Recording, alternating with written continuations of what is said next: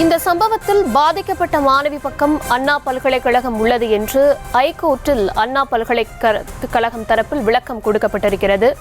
189 acre பரப்பில் உள்ள பல்கலை வளாகத்திற்குள் 8 வழிகள் உள்ளதாகவும் அண்ணா பல்கலைக்கழகம் தெரிவித்திருக்கிறது.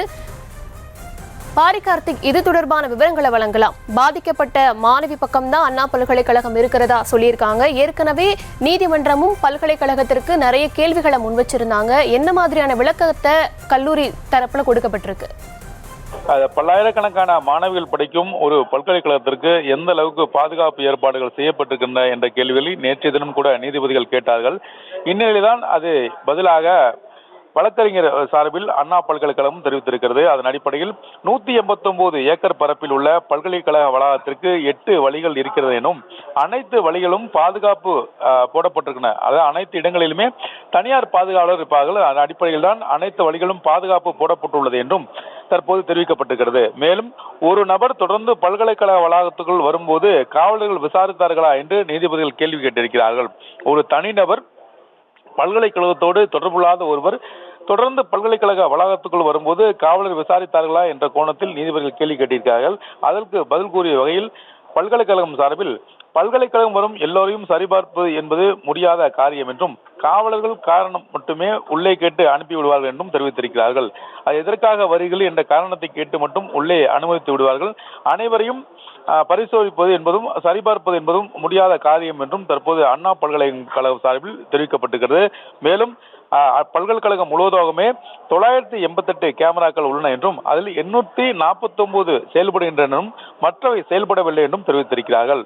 பொதுவாக எத்தனை சிசிடிவி கேமராக்கள் அங்கே இருக்கின்றன, எதெல்லாம் பழுதாகிவிட்டு எதெல்லாம் தற்போது செயல்படுகின்றன என்று நீதிபதிகள் நேற்றைய தினம் கேள்வி கேட்டதற்கு இன்றைய தினம் பல்கலைக்கழகம் சார்பில் விளக்கம் கொடுக்கப்பட்டிருக்கிறது. அந்த விளக்கத்தின் அடிப்படையில் 988 கேமராக்கள் உள்ளன என்றும், அதில் 849 கேமராக்கள் செயல்படுகின்றன என்றும், மற்றவை செயல்படவில்லை என்றும் தற்போது தெரிவிக்கப்பட்டிருக்கிறது. மேலும் மாதந்தோறும் கேமராக்கள் செயல்படுதா என்பதை தொடர்ச்சியாக பரிசோதனை செய்யப்பட்டு வருவதாகவும் அண்ணா பல்கலைக்கழகம் சார்பில் கூறப்பட்டிருக்கிறது.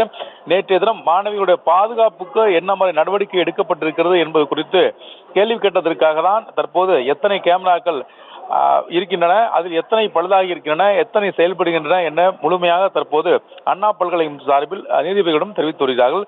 மேலும் கண்காணிப்பு கேமரா பதிவுகள் முழுமையாக காவல்துறை வசமே ஒப்படைக்கப்பட்டு விட்டது என்று தெரிவித்திருக்கிறார்கள். அதாவது இங்க இருக்கக்கூடிய அந்த அனைத்து கேமராக்களுடைய கண்காணிப்பு பதிவுகள் அனைத்தையும் காவல்துறை வசம் ஒப்படைக்கப்பட்டு விட்டதாக தற்போது அண்ணா பல்கலைக்கழகம் தெரிவித்திருக்கிறது. மேலும் சம்பவத்திற்கு பின் பாதுகாப்பு நடைமுறைகள் குறித்து ஆய்வு செய்ய ஒரு குழு அமைக்கப்பட்டிருப்பதாக அண்ணா பல்கலைக்கழகம் தெரிவித்திருக்கிறது. இந்த பிரச்சனைக்கு பிறகாக ஒரு பாதுகாப்பு நடைமுறைகளை மேம்படுத்துவது தொடர்பாக ஒரு ஆய்வு செய்ய ஒரு குழு அமைக்கப்பட்டிருப்பதாக தற்போது தெரிவிக்கப்பட்டிருக்கிறது. மேலும் போலீஸ் விசாரணைக்கு அண்ணா பல்கலைக்கழகம் முழு ஒத்துழைப்பு வழங்குகிறது என்றும், பாதிக்கப்பட்ட மாணவி அண்ணா பல்கலைக்கழகம் அவர் படிப்பை தொடர்வார் என்றும் தற்போது அண்ணா பல்கலைக்கழகம் சார்பில் உறுதிபட தெரிவித்திருக்கிறார்கள். தொடர்ச்சியாக இங்கே அந்த கண்காணிப்பு கேமராக்கள் எத்தனை இருக்கின்றன என்பதும், அதில் எத்தனை செயல்படுகின்றனும், எவையெல்லாம் செயல்படவில்லை என்றும் தற்போது தெரிவிக்கப்பட்டிருக்கிறது. 988 கேமராக்கள் உள்ளன என்றும், அதில் 849 கேமராக்கள் செயல்படுகின்றன, மற்றவை செயல்படவில்லை என்றும், மாதந்தோறும் கேமராக்கள் செயல்படுகிறதா என்பதை தொடர்ச்சியாக பரிசோதனை செயல்பட்டு வருகிறோம் என்றும் தெரிவித்திருக்கிறார்கள்.